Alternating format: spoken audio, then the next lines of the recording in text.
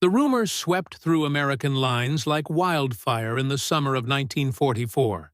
The Germans, it was said, had unveiled a new supertank, 70 tons of steel and fury, with armor so thick it could shrug off Sherman shells. Its gun, devastatingly powerful, could obliterate any Allied tank from more than 2 kilometers away. Allied intelligence dubbed it the King Tiger. German crews called it invincible. American tankers called it their worst nightmare. The first confirmed reports came from British forces fighting around Caen in Normandy. On July 11, 1944, the 503rd Heavy Panzer Battalion deployed King Tigers against Allied positions. British tank commanders radioed back descriptions that sounded unbelievable. Tanks larger than anything previously seen, shells ricocheting harmlessly off their thick frontal armor, and German guns firing from distances where British weapons couldn't effectively reply. The psychological impact was immediate and profound. American intelligence compiled reports from multiple fronts. The British Second Army submitted combat assessments, while Soviet intelligence shared data from the Eastern Front, where King Tigers had already made their presence known. By August 1944, Free French resistance networks were reporting sightings of enormous tanks being transported by rail through occupied France. Every account told the same story. Germany had fielded a new generation of armored vehicle that outclassed anything the Allies possessed.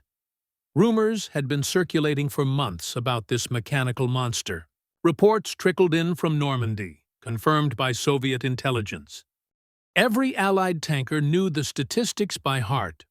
180 mm of frontal turret armor, an 8.8 cm cannon with a barrel over 6 meters long, and a combat weight surpassing anything on tracks. This wasn't just another tank. It was Germany's answer to Allied numerical superiority, a weapon forged to restore battlefield dominance. Allied tank crews studied intelligence briefings with growing unease. The numbers seemed crafted to instill fear. The King Tiger weighed nearly 70 tons, over twice that of a Sherman. Its 8.8 cm KWK-43 gun could punch through 150 mm of armor from 2 kilometers away. Its sloped frontal armor, 120 meters on the turret, 150 mm on the hull, could withstand virtually every Allied anti-tank weapon then in service. American tankers, accustomed to fighting Panzer IVs and even Panthers, now faced something far more formidable. Intelligence reports painted a grim picture. A King Tiger could pierce a Sherman's front armor from ranges at which return fire was useless. It would take 4 or 5 Shermans working together, and heavy casualties, to flank and destroy one.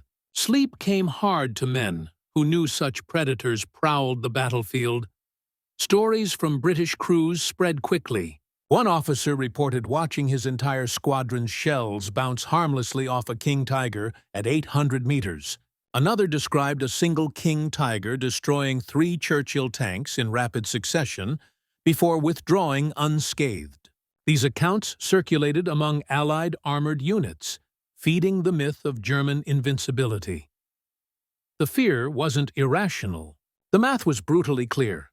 The Sherman's 75 mm gun couldn't penetrate a King Tiger's frontal armor at any realistic range. Even the improved 76mm gun struggled. Only the British 17-pounder offered a chance. But only at close range, or from the flanks, where the Tiger's superior range and accuracy gave German crews the first shot advantage. In early July 1944, elements of an elite panzer division received the first 5 King Tigers assigned to Normandy. These tanks represented the peak of German armored engineering, each costing 321,500 Reichsmarks, equivalent to 3 smaller tanks. Each required resources that could have built 2 Panthers. These weren't mass-produced machines, but precision-built instruments of destruction, the embodiment of Germany's desperate bid for a miracle. Their arrival carried symbolic weight beyond their battlefield value. Armaments Minister Albert Speer had promised an increase in heavy tank production to counter Allied numbers. But despite the Henschel factory's best efforts, production remained agonizingly slow. Skilled workers were scarce. Allied bombers constantly disrupted supply lines. Critical materials like tungsten for shells and molybdenum for armor grew increasingly scarce. Each completed, King Tiger was a triumph of German engineering perseverance against impossible odds. The crews chosen to command these behemoths were equally elite, hardened veterans of the Eastern Front, men who had survived Kursk and countless Soviet encirclements. They were pulled from the brutal fighting in the East to form the core of the 316th Remote Control Panzer Company. Their confidence bordered on arrogance. They had seen what German armor could do. They had watched Tigers shred T-34 formations. Now they would prove that supremacy once again, this time against the Americans and British. The moment these veterans laid eyes on their new machines, awe replaced even their hardened pride. The King Tiger towered over everything. 3 meters tall, 10 meters long, nearly 70 tons of steel. Its armor sloped elegantly to deflect incoming shells. Its long 8.3 pointers K-43 cannon promised instant death to anything that entered its sights. This wasn't just a tank. It was a fortress on tracks, a weapon designed to change the war's course. Crews began training immediately. They learned the quirks of their new machines. The heavy steering, the delicate transmission, the staggering fuel consumption that burned through nearly 190 gallons for every 120 kilometers on roads. Off-road, it was worse. But these were acceptable trade-offs for what they believed was unstoppable power. In mid-July, orders arrived. The King Tigers were to move from their assembly area toward the front near Tilly and St. Lo, roughly 80 kilometers through the French countryside. The crews checked everything with meticulous care. Oil, fuel, tracks, ammunition. Mechanics approved.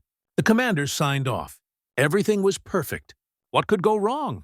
The first King Tiger roared to life, its Maybach HL230 P30 engine unleashing 700 horsepower to move 70 tons of armored might. The column of 5 tanks rolled forward, commanders standing tall in their turrets, crews brimming with confidence. Then, barely 10 kilometers into the journey, disaster struck. The lead tank's transmission began to scream, a grinding metallic shriek no mechanic ever wants to hear. The driver slowed, shifted carefully, but the sound worsened. Moments later, the gearbox seized completely. The King Tiger shuddered to a halt, blocking the road and the tanks behind it. Mechanics scrambled to assess the damage and delivered devastating news. The transmission was catastrophically ruined. The gears had stripped. The tank would need a full replacement. Moving it would require another heavy vehicle, but none were available. The truth was damning. The Maybach Olvar transmission, adapted from the lighter Panther, had never been reinforced for 70 tons. The added weight pushed every component beyond its limit. Gear teeth snapped, bearings failed, and the entire system overheated under strain. This wasn't bad luck. It was a fatal design flaw. 1 down, 4 remained. The others pressed on.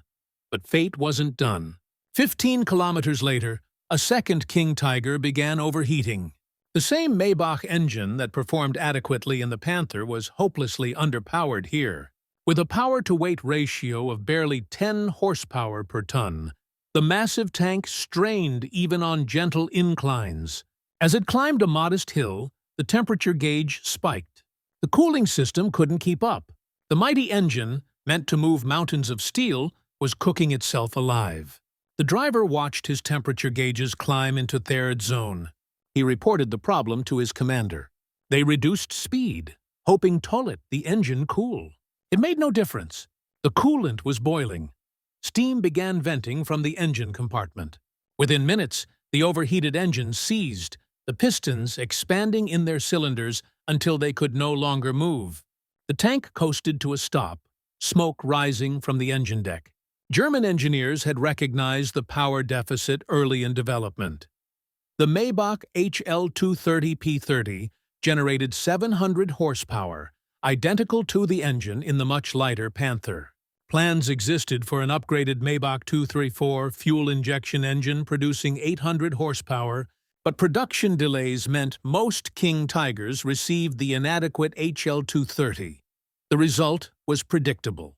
Extended operations at high power output generated excessive heat, overwhelming the cooling system and causing cascading mechanical failures. 2 down, 3 remaining. Now the pattern was becoming clear, and panic began creeping into the minds of the remaining crews. These were not isolated incidents. These were systemic failures. The King Tiger, for all its impressive armor and firepower, had a fatal flaw. It was too heavy for its own drivetrain.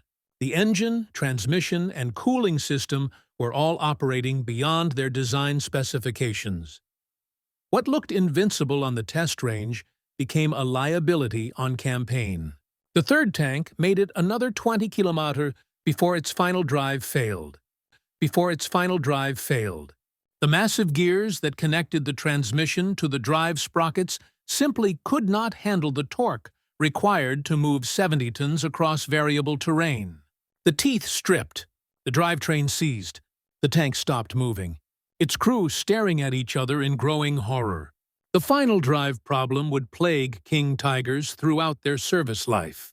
A report from Schwer Panzerabteilung 506 in September 1944 documented the crisis in detail. 12 final drive housings failed after only 50 to 100 km of operation. Sprocket teeth sheared off under load. Track tension devices broke repeatedly. The battalion commander requested an urgent meeting with armaments officials to address the catastrophic failure rate. 3 down, 2 remaining. By now, the company commander was facing an impossible situation. Of 5 King Tigers that had departed that morning, only 2 remained operational. And they had not even reached the front lines yet. They had not fired a shot. They had not faced a single enemy tank. They had simply tried to drive 80 kilometers on roads, and 60% of the force had mechanically disintegrated. The commander made the only decision he could. He ordered the remaining 2 tanks to proceed at reduced speed, nursing their overworked engines, praying their transmissions would hold together just long enough to reach friendly lines. Behind him lay 3 of Germany's most advanced tanks, immobilized not by enemy action, but by their own engineering. The 4th King Tiger failed 30 km from the front. Suspension problems. The overlapping road wheel design intended to distribute the tank's massive weight proved prone to damage. A wheel bearing seized. The wheel locked. The track threw itself off the drive sprocket.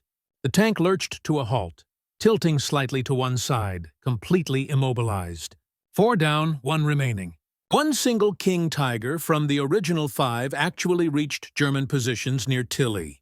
1 out of 5, a 20% success rate.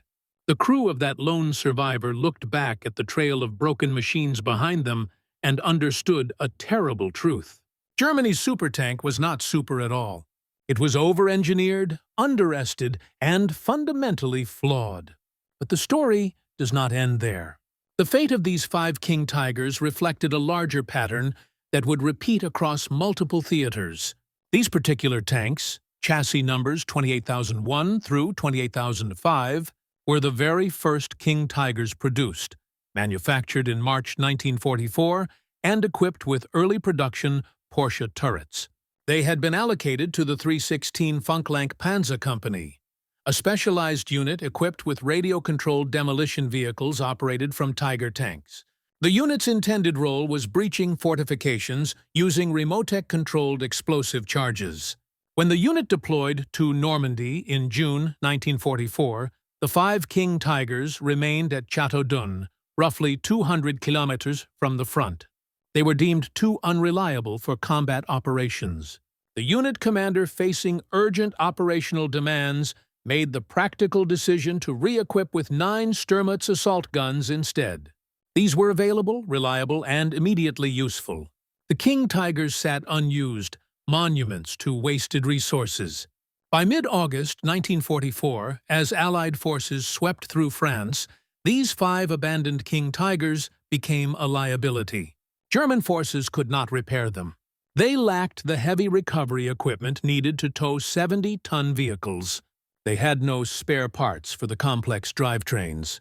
The decision was made to destroy the tanks rather than allow them to fall into Allied hands. Demolition charges were placed. Turrets were blown off their rings, and the hulks were left beside French roads.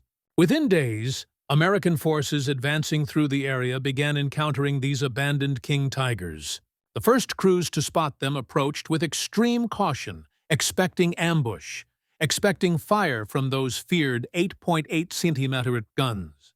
Instead, they found silence, empty tanks, hatches open, crews long gone.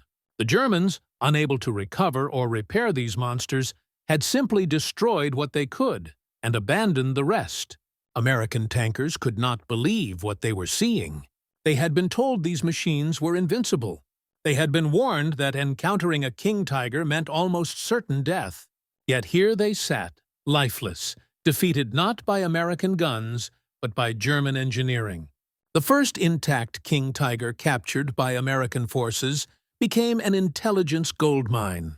Technical intelligence teams from First Army arrived with cameras, measuring devices, and cutting equipment. Engineers from the Ordnance Department joined them. British liaison officers contributed expertise. The examination would take days and produce reports that circulated through Allied command structures. Engineers and technical specialists crawled over every centimeter of the Techling's tickly abandoned vehicle. They wanted to understand everything about this machine. They needed to know its capabilities, its weaknesses, and how to defeat it. What they discovered shocked them to their core. The armor was indeed impressive. Onitimiti sitin CCTmeters at the turret front sloped at 80 deg from vertical.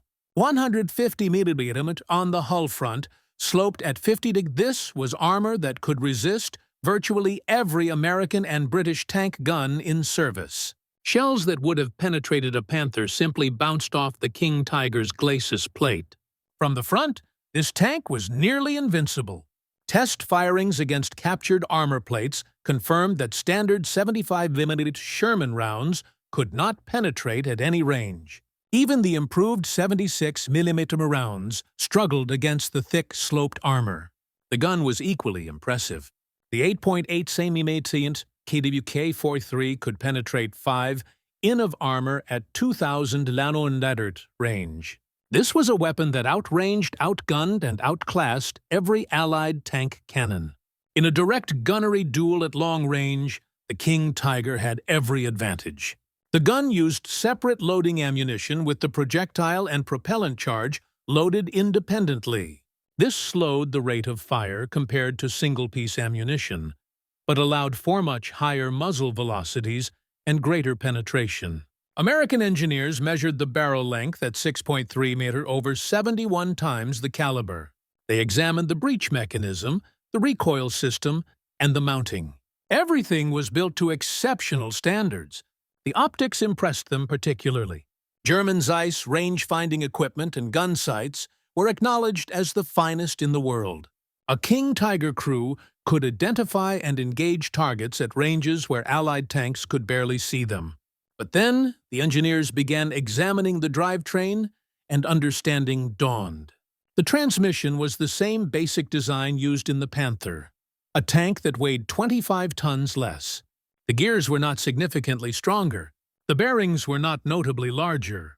German engineers had essentially taken a transmission designed for a medium tank and expected it to handle the loads of a super-heavy tank.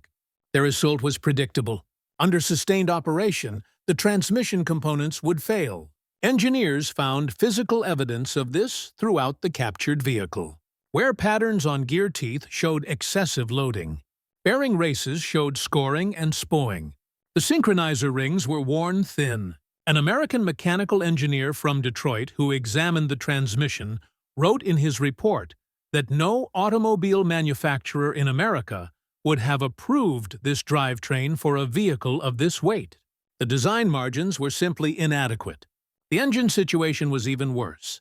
The Maybach HL230P30 produced 700 horsepower, perfectly adequate for the 45-ton Panther. But in a 70-ton King Tiger, that same engine was desperately struggling. The power-to-weight ratio was barely 10 horsepower per ton. By comparison, the American Sherman at 30 tons with a 400 horsepower engine achieved over 13 horsepower per ton. The King Tiger was actually less mobile than the tank it was designed to dominate. American engineers calculated fuel consumption based on tank capacity and reported operational ranges. The numbers were staggering. The King Tiger carried 860 L of fuel in its internal tanks. This provided approximately 120 kilometers of road range under ideal conditions. Off-road range was significantly less, perhaps 80 to 90 kilometer combat operations with frequent maneuvering, acceleration, and high power demands could drain the tanks in less than 60 kilometers. For comparison, a Sherman carried 660 L and could travel 200 km on roads. The King Tiger needed 30% more fuel to travel 40% less distance. The logistics implications were devastating. A German armored column containing King Tigers would need nearly double the fuel trucks of a comparable American formation. In 1944, when Germany faced critical fuel shortages, this disadvantage was crippling. The cooling system could not cope with sustained operations.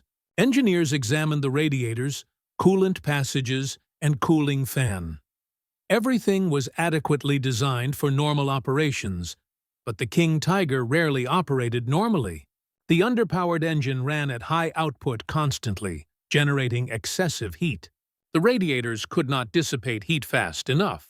The coolant would boil, pressure would build, gaskets would fail, and the engine would seize. Evidence from the Eastern Front supported these findings. Soviet forces had captured 2 King Tigers in August 1944 near Sandom in Poland. These tanks were transported to the Kubinka Proving Ground near Moscow for detailed testing and evaluation. Soviet engineers subjected the King Tigers to the semi-rigorous testing they applied to their own vehicles. The Soviet testing program revealed the depth of the King Tiger's mechanical problems. During transfer to Kubinka, both captured tanks suffered multiple breakdowns.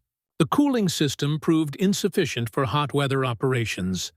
Engine temperatures exceeded safe limits repeatedly. One tank's gearbox failed completely during the journey. The other's right suspension required complete replacement, and full functionality could not be restored even with German spare parts captured alongside the vehicles. Once at Kubinka, Soviet engineers conducted systematic trials. They drove the King Tigers across various terrain types, measured fuel consumption, tested maximum speed, and evaluated reliability. The results were damning. The tank broke down every 10 to 15 km in hot weather. The cooling system consistently failed when ambient temperatures exceeded 30 degrees C. The gearbox overheated due to insufficient cooling and the hot external environment. Soviet engineers tested the King Tiger's armor by firing captured German 88mm guns at it. They discovered that the King Tiger's own gun could penetrate the turret of another King Tiger at 400 mm range. While this demonstrated the power of the gun, it also revealed that the armor, while thick, was not as invincible as propaganda suggested. The welding quality was noted as significantly worse than comparable German designs like the Tiger I, despite careful German workmanship. The final drive, connecting transmission toe tracks, was another critical weakness that both American and Soviet testing confirmed. The gears had to transmit enormous torque to move 70 tons. Under the stresses of combat maneuvering, turning in place, reversing quickly, these components failed with alarming regularity. Multiple captured King Tigers showed evidence of final drive failure. The problem was so severe that German field commanders issued directives warning Tiger crews against unnecessary maneuvering that would stress the final drives. American engineers compiled their findings into detailed technical reports. Intelligence Bulletin Number 184, issued by First Army in September 1944, contained extensive technical data on the King Tiger. The report circulated through Allied armored units, providing tank commanders with accurate information about German capabilities and vulnerabilities. The conclusion was remarkable. The King Tiger, while formidable in direct combat, was its own worst enemy. Its excessive weight made it a maintenance nightmare. Its underpowered engine limited strategic mobility. Its complex transmission required constant attention. Its suspension clogged with mud, especially in winter conditions when freezing. Temperatures locked the overlapping wheels solid. The intelligence assessment concluded that a properly positioned King Tiger in a defensive ambush was extremely dangerous. Its gun and armor gave it decisive advantages, but a King Tiger on the offensive, maneuvering across country, advancing for hours or days, would likely break down before engaging the enemy. The longer the advance, the higher the breakdown rate. The more complex the terrain, the more stress on already overtaxed systems. This understanding changed American tactical doctrine immediately. Instead of fearing the King Tiger as an invincible predator, commanders now understood it as a powerful but fragile weapon. The solution was not to engage it frontally in a gunnery duel. The solution was to force it to move, to advance, to maneuver. Every kilometer it traveled increased the chance of mechanical failure. Every hill it climbed stressed its engine. Every turn wore down its transmission. American forces also learned that King Tigers, because of their weight, could not cross most bridges. They were too heavy for standard military bridging equipment. Engineers calculated that the King Tiger's ground pressure, despite its wide tracks, was still substantial. Bridges rated for 50 tons would not support a 70-ton tank. Rivers that other German tanks could afford were impossible barriers. This meant King Tiger movements were constrained to specific routes, making them predictable and vulnerable to air attack. The fuel consumption was staggering compared to Allied vehicles. A King Tiger burned through 190 gall to travel just 120 km on roads. Off-road, the consumption was even worse, sometimes reaching twice that rate. By comparison, a Sherman could travel over 200 kilometers on similar fuel. This meant King Tigers required massive logistical support, a supply train Germany simply could not maintain by late 1944. Perhaps most telling was the production bottleneck. Germany built just 492 King Tigers during the entire war. Production began in January 1944 and continued until March 1945. Just one tank in 1943, 320. 329 in 1944, one term in 1945 before production ceased. Compare this to the every 3,000 Panzer produced, or the 6,000 Panthers, or the 50,000 Shermans built by America alone. For the resources consumed by one King Tiger, Germany could have built 3 Panthers or 5 Panzer IVs. The mathematics of industrial warfare were unforgiving. Allied strategic bombing contributed significantly to the low production numbers. Royal Air Force Bomber Command targeted the Henschel factory in Kassel repeatedly throughout 1944. Raids in September and October destroyed machine tools, disrupted assembly lines, and killed skilled workers. Production fell from over 100 King Tigers per month in summer 1944 to just 30 per month by year's end. Each bombing raid set production back weeks as workers cleared rubble, repaired machinery, and established workflow. The Schwerhus Panzer Abteil 501 arrived on the Eastern Front in August 1944 with 45 King Tigers. Only 8 were operational when they reached the battlefield. 37 had broken down during transit. 37 brand new tanks fresh from the factory, mechanically defeated before firing a shot. This was not an army preparing for victory. This was an army watching its most advanced weapons disintegrate from internal failures. The battalion had entrained at Padborn on August 5, 1944. Bound for southeastern Poland, the journey covered roughly 800 kilometers by rail. Even rail transport proved problematic. King Tigers were too heavy for many railway cars. Special heavy-duty flat cars were required. Loading and unloading required specialized ramps. The weight distribution had to be carefully managed to prevent car failure. Several King Tigers were damaged during loading when ramps collapsed under the excessive weight. After draining near the Vistula River, the battalion attempted a 50-kilometer road march to their assigned positions. This relatively short movement became a disaster.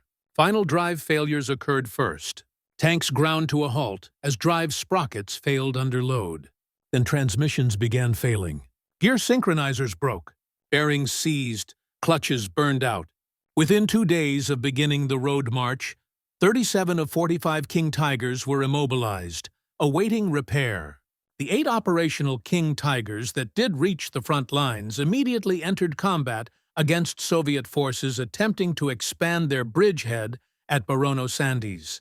On August 11th and 12th, 1944, these King Tigers engaged T-3485s in close-range combat around the town of Uglando. 3 King Tigers were destroyed in an ambush. Soviet tanks firing from concealed positions hit the King Tigers from the side where armor was thinner. Ammunition explosions killed most of the crew members. This engagement led to a tactical change. German armored doctrine had stored main gun ammunition in the turret for easy crew access. The Oglandau losses demonstrated that turret hits could cause catastrophic ammunition fires. After this battle, King Tiger stored all main gun ammunition in hull racks, reducing the ready rounds, but greatly improving crew survival in the event of turret penetration. The modification reduced ammunition capacity from 84 rounds to 68 rounds.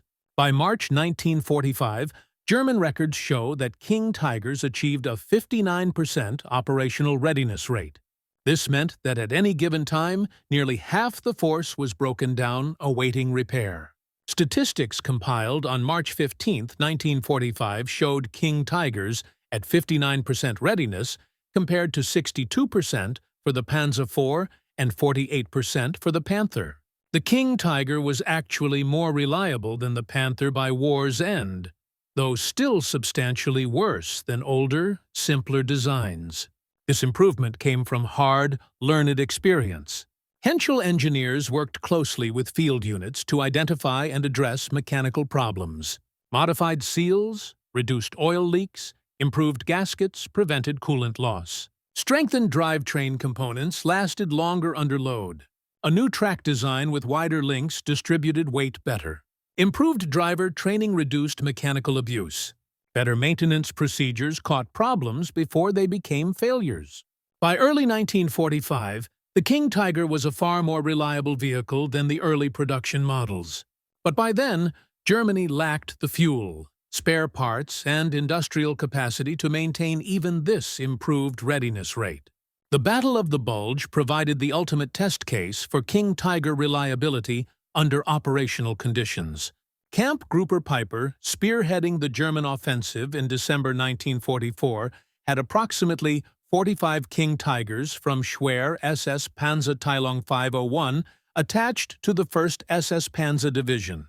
The plan called for a rapid advance to seize bridges over the Meuse River, cutting off Allied forces and capturing fuel depots to sustain the offensive. Camp Grouper Paper crossed into Belgium on December 16, 1944, advancing through the Lachim Gap.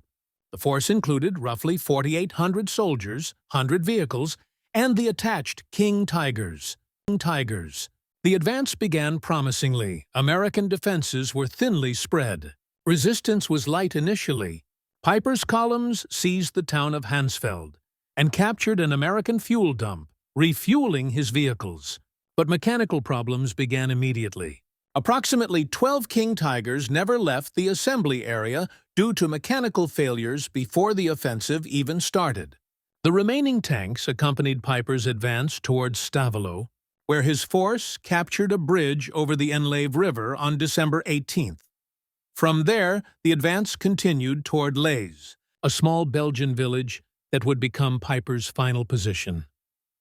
Only 6 King Tigers successfully reached Lez with Piper. The others had broken. down en route, or been left to guard key positions. At Stavelot and Tuon Tank No. 213 was among those 6 commanded by SS Obermführer Helmuth Dollinger. Dollinger's original tank had broken down, so he assumed command of 213, which had been crewed by SS Chauffour France Fastman. The King Tigers were positioned around Lals to defend against the inevitable American counterattack. Tank 213, along with Tank 221, commanded by SS Unmurer Georg Hanusch, took up positions at Weimont Farmon High Ground south of Lilles. Their commanding position overlooked the road from Tryonce, providing excellent fields of fire against approaching American forces. On December 21, 1944, American forces attacked. Task Force Major and Task Force Love Lady of the 3rd Armored Division advanced up the valley with approximately 25 tanks. The King Tigers opened fire at extreme range, roughly 2,000 radars. At that distance, the American tank guns could not respond effectively. The King Tigers had overwhelming advantage, but the Americans kept coming, using terrain for cover, advancing in bounds, closing the range. Return fire intensified. An American round struck Tank 213's main gun barrel, damaging it severely so the weapon could not be fired. The exact circumstances remain unclear. Some accounts suggest a lucky shot struck the barrel directly. Others indicate the tank was doomed hit multiple times until accumulated damage made the gun unusable. Regardless of the specific mechanism, Tank 213 was rendered combat ineffective.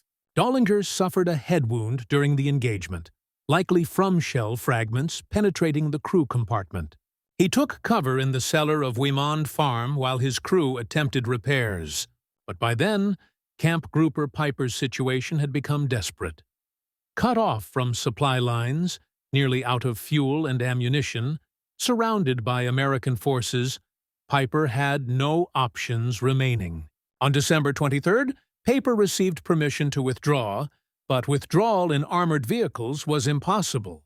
The King Tigers and other heavy vehicles were completely out of fuel. Piper made the only decision available. The force would withdraw on foot, abandoning all heavy equipment. Approximately 800 men escaped the encirclement during the night of December 23rd into December 24th, moving cross-country to reach German lines near Wani. 770 survivors eventually linked up with their parent division. Behind them, at Lely Paper's force, abandoned 135 armored vehicles, 6 King Tigers, 13 Panthers, 6 Panzer IVs, over 50 half-tracks, and other vehicles. Demolition teams attempted to destroy the equipment, but time was limited, and American forces were closing in. Many vehicles, including Tank 213, were captured largely intact. After the battle, American recovery teams moved through Laz, removing abandoned German equipment. Tank 213 proved difficult to recover due to its position on the narrow farm road. In July 1945, the U.S. Army prepared to tow it away for scrapping. Jenny Genendews, owner of a local cafe, intervened. She reportedly offered American soldiers a bottle of cognac in exchange for the tank. Her motivation was preservation. She believed the tank should remain in Lais as a memorial to the village's wartime suffering. The Americans agreed. Tank 213 was moved to the village's square in front of the church. It remained there for years, slowly deteriorating, until local preservation efforts began in 1951. Parts of the damaged gun barrel were replaced, using sections from Panther tanks abandoned nearby in 1975. The tank underwent complete restoration and repainting. It was then moved to its current position outside the December 44th Museum, where it remains the only King Tiger still displayed on its original battlefield in Europe. Another King Tiger, Tank No. 332, has an equally well-documented history. This tank came from Schwer SS Panzer Abteilung 501 and was abandoned near Petit Coup in Belgium on December 24, 1944. Sergeant Glenn George of the 740th Tank Battalion discovered the intact tank while on patrol. His unit was attached to the 82nd Airborne Division, defending the northern shoulder of the bulge. Tank 332 was in remarkably good condition despite being abandoned. The crew had attempted to destroy it before withdrawing, but American arrival prevented complete demolition. The tank was recovered by the 463rd Ordnance Evacuation Company and transported to Spar, Belgium, then shipped through Antwerp to the United States. Tank 332 arrived at Aberdeen Proving Ground in Maryland for detailed examination. American engineers subjected it to the same scrutiny they had given earlier captures. They measured, photographed, tested, and documented every aspect of the vehicle. The tank remained at Aberdeen for approximately 40 years, displayed outdoors, where weather gradually deteriorated its condition. In August 1991, Tank 332 was transferred to Fort Knox, Kentucky, for display at the Patton Museum of Cavalry and Armor. To create a cutaway educational exhibit, technicians cut open the left side of the hull, exposing the interior layout, ammunition stowage, and mechanical systems. This allowed museum visitors to see inside a King Tiger, understanding how the crew operated and how the various systems functioned. Tank 332 later moved to Fort Benning, Georgia, where it remains in the U.S. Army Armor and Cavalry Collection. It is the only intact King Tiger captured by American forces during World War II.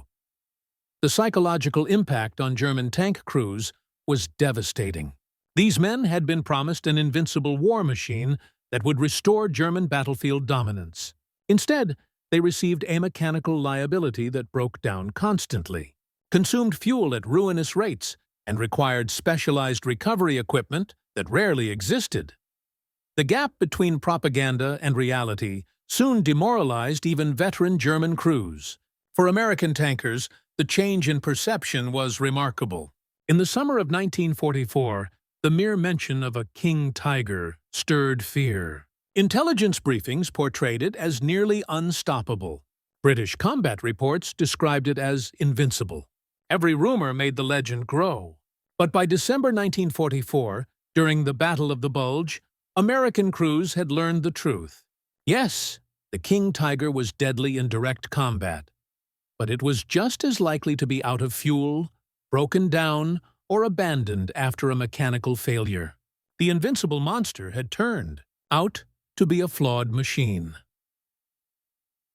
American after-action reports from the Bulge noted that more King Tigers were found abandoned from mechanical issues or fuel exhaustion than were destroyed by Allied fire. Crews came across tanks stranded beside roads with thrown tracks, seized engines, or failed transmissions. Many had been left with only minor damage that would have been easily repaired on more dependable vehicles. But the King Tiger's intricate design made field repairs nearly impossible without specialized tools and trained mechanics. Technical interrogations of captured German tank crews revealed the full extent of the problem. Drivers reported that the gearbox required constant, careful shifting to avoid damage. Any aggressive maneuvering, any sudden acceleration, or rapid gear change risked transmission failure. Commanders admitted they could not rely on their tanks to complete long-distance movements. Every march had to account for inevitable breakdowns and towing operations. Maintenance crews explained that repairing a King Tiger demanded rare parts, precision tools, and expert technicians. A thrown track on a Sherman could be repaired by its crew in an hour using basic tools. The same problem on a King Tiger, with its overlapping road wheels and complex suspension, could take a full day, if the right equipment was even available. The overlapping wheel design meant that replacing one inner wheel required removing several outer ones first. In winter, mud and ice froze between them, making field maintenance nearly impossible. A failed transmission required total replacement, a job needing cranes, alignment rigs, and several days of work. Most frontline workshops simply lacked the capacity. A King Tiger with transmission failure usually had to be hauled to a rear area depot, assuming a recovery vehicle capable of moving 70 tons could even reach it. The larger lesson came from production statistics, which revealed how industrial capacity decided the war. Germany spent the same resources building one King Tiger that could have produced 3 medium tanks. America could build 11 Shermans for the same cost. For every King Tiger Germany fielded, the U.S. deployed 11 Shermans, all more reliable, easier to repair, and actually capable of reaching the battlefield. American factories turned out tanks on a scale Germany could never match. The Chrysler tank arsenal in Detroit produced over 18,000 Shermans between 1942 and 1945, a single factory outproducing all King Tiger production combined. Ford built more than 1,000 per month at peak capacity. General Motors, American Locomotive Company, and others added tens of thousands more. This overwhelming industrial edge meant that losses could be replaced almost instantly. A destroyed Sherman could be replaced in weeks. A destroyed King Tiger often couldn't be replaced at all by the war's end. Logistically, the contrast was just as stark. American supply lines could deliver replacement tanks and spare parts efficiently. German logistics struggled even to deliver fuel. The Americans who examined captured King Tigers drew lessons that would shape post-war tank design. Reliability over raw power, simplicity over complexity, and sustainability over sophistication. These principles guided American armored design for decades. The M48, M60, and M1 Abrams all emphasized dependability and maintainability, lessons born from studying German overengineering.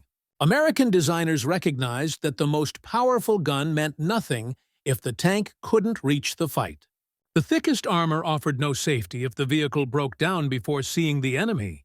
The most advanced technology was useless if it couldn't be maintained in the field. Those lessons from the King Tiger's failures became foundational truths of American military engineering.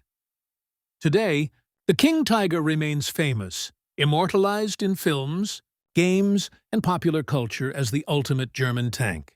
That reputation is not entirely undeserved. In direct combat, under ideal conditions, and with adequate supply, it was indeed fearsome. British tanker Ken Toote, who fought in Normandy, described facing a King Tiger as terrifying. Its immense size, thick armor, and devastating gun made it a formidable opponent. But those moments were rare. Far more common were the breakdowns, the fuel shortages, and the stranded tanks that never reached battle. Of the 492